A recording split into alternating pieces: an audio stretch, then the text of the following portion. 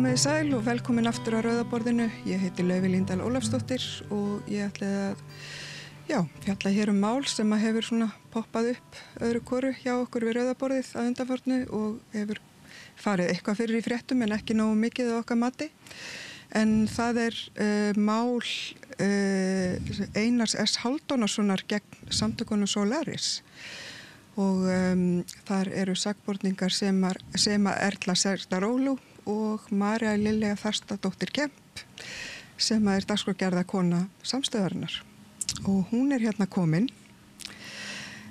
ásamt lögmanni sínum, Gunnari Inga Jóhannsssyni. Komið þið sæl. Hæ. Sæl. Þetta nú mál sem ekki að fara sína fyrstu umferð. Þetta hefur svona komið einhvern veginn aftur og aftur. Já. Og nú komið í hvað þriðja sinn? Það ekki rétt hjá mér? Marja Lilja, kannski byrjar að segja okkur aðeins. Jú, þetta þetta mál, þessi kæra. Hún eitthvað sem borin upp á lögreglu fyrir núna rúmi ári síðan af Einari S. Halldórssyni, þar sem hann svona viðrar þessar áhyggjur sínar við lögreglu og óskar eftir lögreglurannsókn á fjársöfnun sem var farið í á vegum, mínum vegum og svo Semu og Solaris. Þegar við unnum að því að koma með aðstoð Íslendinga fólkinu heim frá Gaza, dvalarleyfishöfum. Já, þeim sem höfðu fengið leyfi á grundvelli fjölskyldusameiningar og það hafði eitthvað tafist að koma þeim. Jú, það var íslensk stjórnvöld þau sýndu kannski ekkert gríðarlegan vilja að ná út fólki úr þessu þjóðamorði og okkur fannst að það þyrfti eitthvað að gerast og stundum þá maður bara með eitthvað svona réttlætiskend og maður fyllist eitthvað svona reiði og maður fer bara á stað og maður bara reynir eitthvað sjálfur. Þetta það kannist flestir við þessi tilfinningu, maður eitthvað svona vanmáttakend, mikið af palestínska samfélaginu tengist mér á einn annan hátt. Þetta eru vinir mínir, margir hreinlega bara margar talið til fjölskyldu og þannig að þetta verandi hérna á Íslandi, horfandi upp á þetta þjóðamorð, vitandi af börnum, eiginkonum og gamalmennum og körlum á ólíkum aldri þarna inni í þessum hryllilegu aðstæðum, þar sem að þau í rauninni beiðir ekkert nema dauði. Þá einhvern veginn langaði mig og Bergþóru og Kristín Eiríks okkur langaði til þess að freista þess að kanna hvort að ekki væri hægt að koma þessu fólki yfir landamærin með öðrum hætti heldur en í gegnum íslensk stjórnvölda því að þau voru búin að lýsa því yfir að þau vildu ekki taka þátt í þessu. Þetta eitthvað ferli sem fyrir gang, þannig að við komum frá fjölmiðlum, Solaris grípur ákveðin bolta, tekur utan söfnun. Já, þið byrjuðu að fljúga til Egyptalands, það ekki rétt hjá mér? Jú, við Bergþóra við ákveðum þetta á svona sólarhring, við förum út, fréttum af því að það sé hægt að fara, það sé til ferðaskrifstofa sem að sérhæfi sig í lúxusferðum á milli Gaza og Egyptalands og þetta fyrir þau sem kannski ekki vita þá hefur Gaza verið óbærslega afmarkað og lokað landsvæði í mjög langan tíma. En ef þú átt pening þá gastu keyptir svona VIP eitthvað service þarna yfir landamærin og þessi skrifstofa hún hafði nú ekki lokað dyrum sínum algjörlega þrátt fyrir að þjóðamorði væri sannlega í gangi. En það hefur svo sem verið það síðustu 76 árin þannig að það bara eins og það við einhvern veginn komumst förum það inn, leggjum spilin svolítið á borðið og bara kaupum af þeim þessa flutningsþjónustu fólksins, Íslendingana, með því að fara í landsöfnun og ég meina við söfnum fullt af pening og þetta gerist allt rosalega hratt. Vegna þessa máls þá náttúrulega verður einhver hreyfing á Íslenska ríkið fer í einhverja svona eftir áskýringar og aðgerðir og annað því líkt. Þannig að en þetta endar þannig að við og fyrir söfnunarfé Íslensku þjóðarinnar tókst okkur að koma yfir landamærin 200 einstaklingum út úr þjóðamorðinu á Gaza sem auðvitað bara eitthvað sem ég get verið óbærslega stolt af og allir þeir sem tóku þátt í þessu stóra verkefni. Það voru auðvitað mjög margir sjálfboðaliðar sem komu að þessu og þétt net og vel haldið utan þetta. Já. En það sem gerist svo svona þegar að þetta verkefni svona aðlíðandi lok, þá tekur Einar S. Halldórsson sig til. Hann pabbi Diljár Mist, þingkonu Sjálfstæðisflokks og hann kærir mig og svo sem Erlu og svo Solaris samtökin sem að hún stjórnarformaður í og og einhvern veginn úrverður þetta svona ping-pong á milli ferli, þar sem að lögreglan fellir niður rannsókn og það fer þarna til ríkissaksóknara og hann svona kærir ákvörðun og það verður aftursent til lögreglu og svona fram og tilbaka og núna erum við komin á þann stað að saksóknari tók ákvörðun að senda málið enn einu sinni inn til lögreglu og með 10 blaðsíðna greinargerð og einhverjum tilmælum sem við reyndar fáum örugglega ekki sjá hvernig lögregla skuli hátta þessar rannsókn og eða haga þessar rannsókn.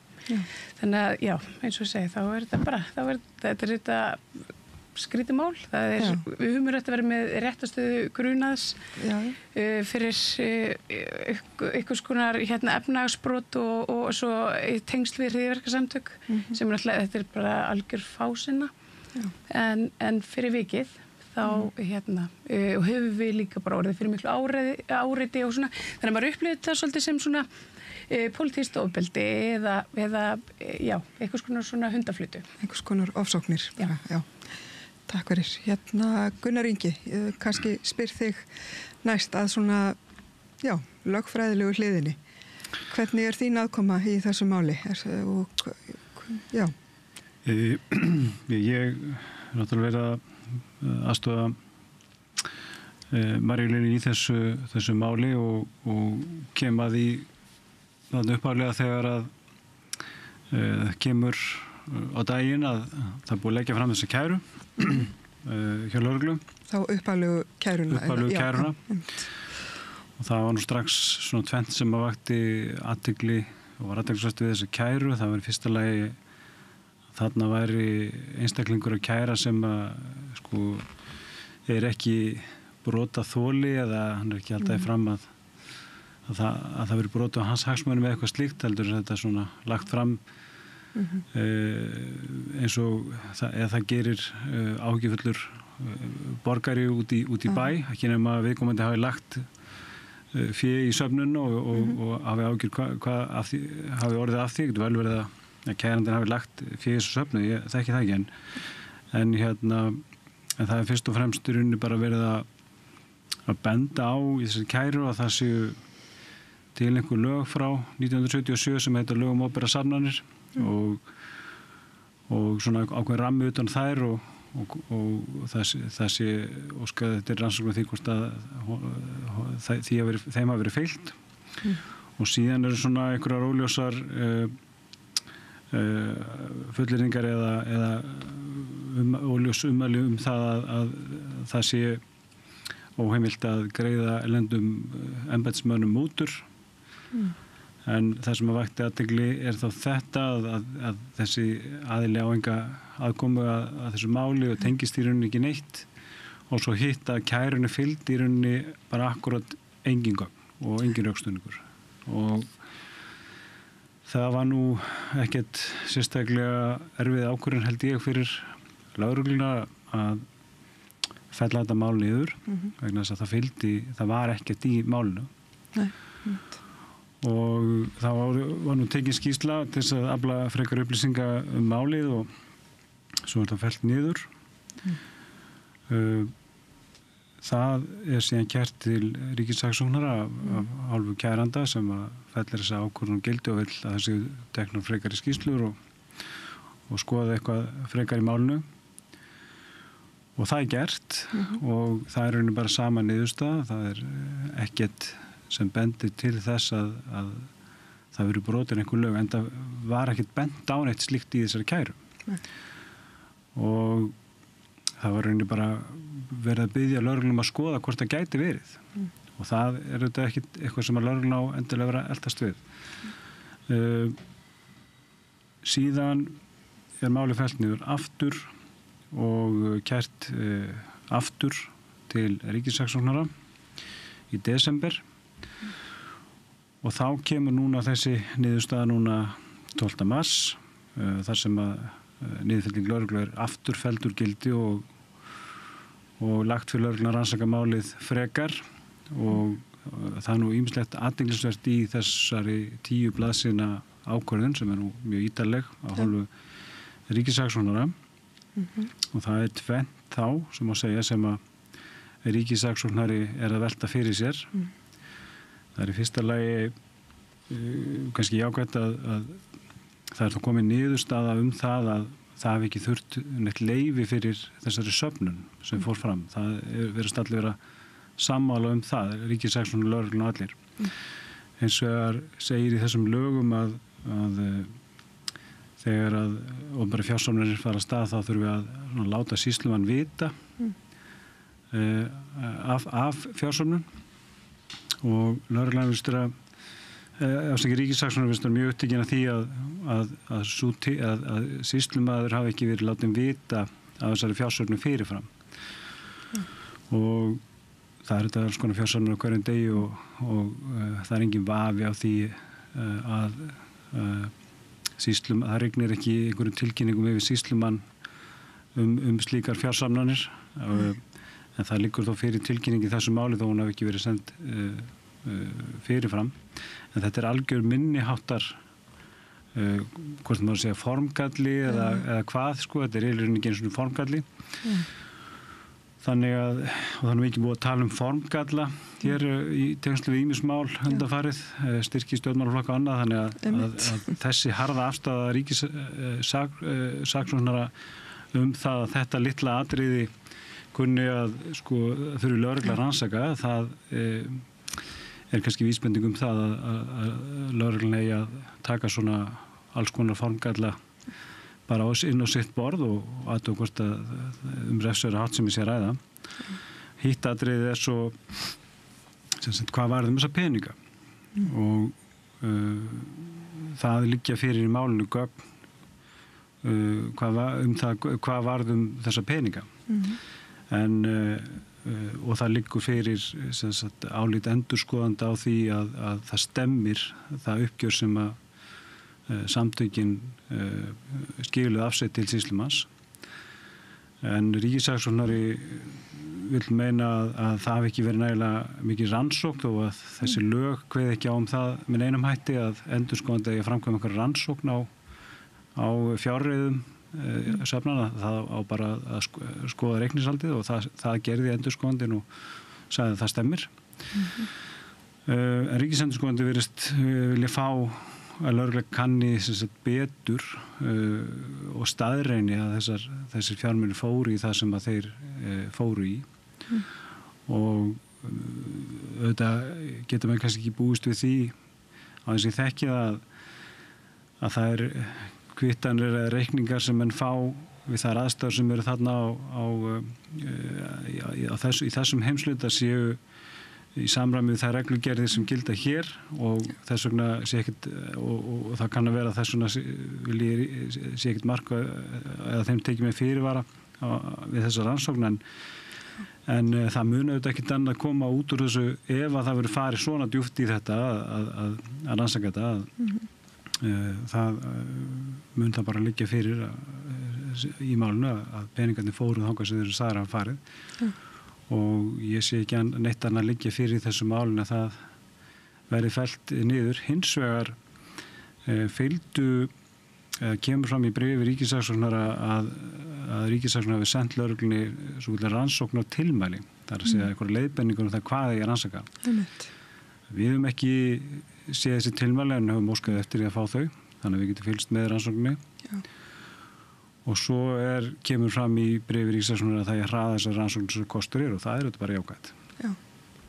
Fyrir okkur en kannski svolítið svona skakt með tilliti til annara mála sem að hafa kannski fengið að sitja á hakanum svolítið lengur. Já, einmitt. Þetta eiginlega alveg ótrúlegt og eins og þú segir, þetta minnir svona svolítið á pólitískar ofsóknir en ég fekk svona smá hugrenningatengsl líka í tengslum við til dæmis málið hennar Báru Halldórsdóttur þar sem að einmitt aktivistar eru það verið að kæra aktivista í raun og veru fyrir að já.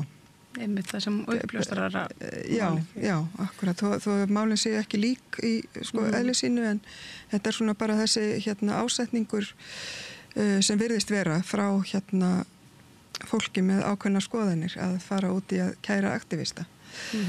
Þar voru þá allavega einhverjir myndir brotaþolar sem töldu að vera brotið á sér sem gáttu þá vildu að það er rannsakað. Í þessu máli það er ekki fundist neitt brotaþoli og þetta er bara svona óskum það utan á bæ að þetta verði skoðað hvort þetta hafi nú ekki örugglega allir fjármunir í söfnunni farið í þetta og hvort að það hafi nokkuð staðar verið greiddar mútur án þess að nokkuð liggi fyrir það.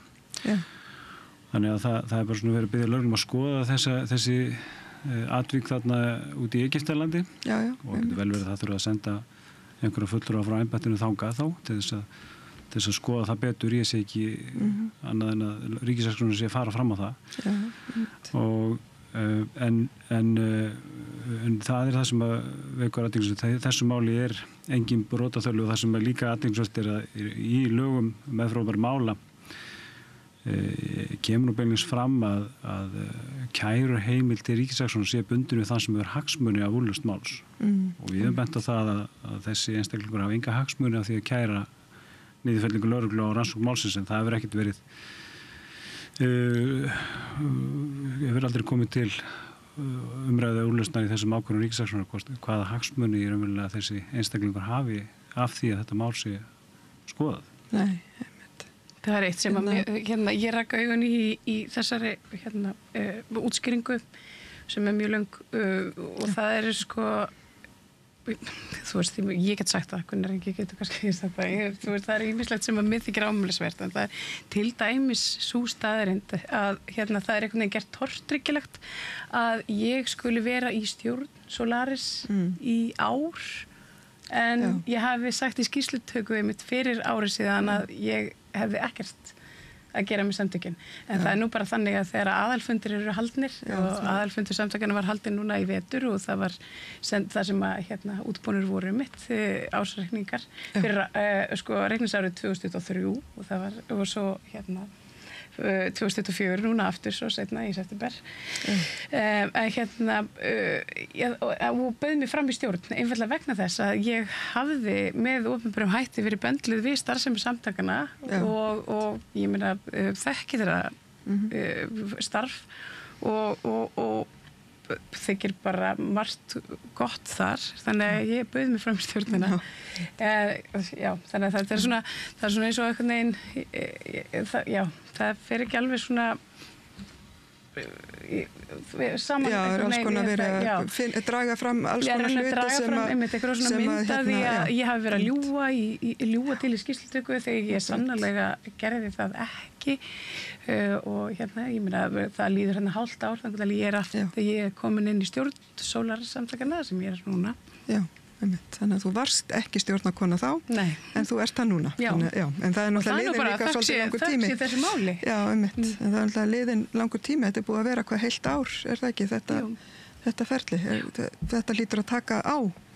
Svona, já, það ger það. Fyrir þig persónulega? Þú veist, einhvern veginn svona yfirleitt, kannski svona reyni að horfa fram hjá því að vera einmitt með réttastöðu grunnas en þetta hefur ónýtilega áhrif en það líka kannski á það, þetta hefur áhrif á annað fólk og þetta hefur áhrif á það hvernig fólk talar og leifir sér að tala mig og Semörlu og Solaris samtökin sem eru mjög viðkvæm samtök sjálfboðaliða sem starfa sko, fyrir fólk í virkilega viðkvæmri stöðu og fyrir vikið einhvern veginn það búið að gefa á okkur þennan höggstað að við séum sko, einhverjir í einhverju fjármálamisferli og svo með einhver hræðileg tengsl og greiðum mútur og þar fram eftir göttunum. Það er einhvern veginn búið að gefa því fólki sem að hefur svona talað gegn okkar stefnu og því sem við stöndum fyrir, það búið að gefa því einhver svona tól upp í hendurnar og sem það beitir óspart okkur hótað og ég meina internetið er náttúrulega þar fer fram alls konar svona rætin og fremur viðbjóðsleg umræða okkur. Það sem Erla hefur kannski orðið meira fyrir barðin á því heldur en ég einfallega vegna þess að hún er Íslendingur af blöndum uppruna. Ég tel allavega að sé ástæðan. Ég hef kannski fundið aðeins minna fyrir þessu. Já, hún hefur náttúrulega sýnt í gegnum tíðina ýmis ummæli sem eru látin falla í hennar garð bæði á opnum vef og líka í engaskilabóðum. En þetta er ansi áhugavert líka. Hvernig haldið það framhaldið sé? Hvernig sjáu þið fyrir svona að þetta fari? Getur þú eitthvað svarað því? Já, við erum nú býðið að sjá þessi rannsóknarfyrirmæli ríkissaksóknara til lögreglu. Hvað lögreglan á að gera. Hún er búin að fá það greinilega með teskið hvað á að gera í málinu og þá getur maður svona dálítið átt að segja því hvað það er sem að nákvæmlega á að rannsaka. Það liggur ekki ljóst fyrir eða Við, það er allan að ljósta þessari niðurstöðu ríkissaksóknara að það á að skoða betur þessa pappíra sem að, eru til staðfestingar á þessu, í hvað þessi fjármunir fóru. Já. Sem að þær hafa lagt fram þá væntanlega og hafa verið kvittanirnar og hafa verið endurskoðaðar sem að í niðurstöðu ríkissaksóknara eru kvittanir sem að embættið setur það orð innan gæsalappa sem er á mjög gildislæðið að gera og í framhaldinu annarkvort fellir lögreglan þetta niður eða tekur þetta mál áfram og síðan náttúrulega eftir að meta það ef að lögreglan telur að það þurfa að fara að meta það hvort að þetta sé síðan einhver refsur hátt sem sé líklega til sakfellis þá fer fram það lögfræðilega mat þar verður niðurstaðan oft svo að svo er ekki þannig að það er fyrst og fremst bara verið að beinið til lögreglu að það sé alveg skýr mynd af málinu þannig að allir kærandi og allir geti bara sofið rólega. Já, einmitt. Já, þetta er áhugavert. Ég fekk þessa skýrslu í hendurnar og þetta er alveg heilmikið plagg og ég er ekki búin að ná að renna í gegnum þetta allt, ég játa það, en